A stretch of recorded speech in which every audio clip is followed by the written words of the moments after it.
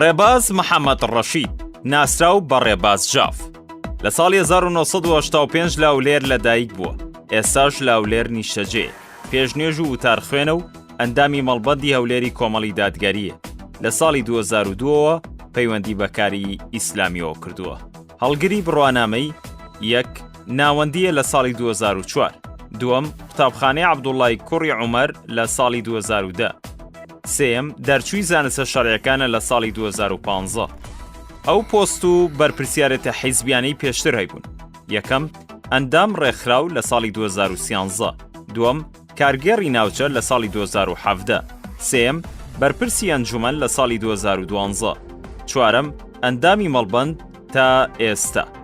ئەو خول و ڕایەنانانەی کە بەشداری تێدا کردووە: یەکەم بەشداریکردن لە خولی ئوسوڵ الفقه لە ساڵی 2020، دووەم بەشداریکردن لە خولی موسعەبی کوڕی عومەیر لە ساڵی 2024، سێم بەشداریکردن لە خولی بێژەری سەرکەوتوو لە ساڵی 2012، چوارەم بەشداریکردن لە خولی پرۆژەی بازرگانی بچووک لە ساڵی 2011.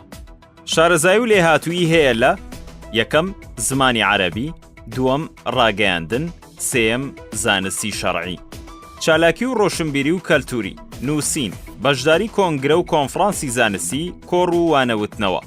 یەکەم کۆنفرانسی ناوچەی مەڵبەندی هەولێری کۆمەڵی دادگەری، دووەم کۆنگرەی چوارەمی کۆمەڵی دادگەری، سێم چالاکی سەنتەری گەشە بۆ پێگەیاندنی تاک. پەیامی پاڵێوراو بۆ دەنگدەران: هیواخوازم دەنگدەران متمانە بە پاڵێوراوانی کۆمەڵی دادگەری بکەن، چونکە نوێنەرانی کۆمەڵ چی بەشدار بووبن لە حکومەت یان ئۆپۆزیسیۆن بووبن، هەمیشە جێدەستیان دیار بووە لە هەموو خولەکانی پەرلەمان و حکومەتدا.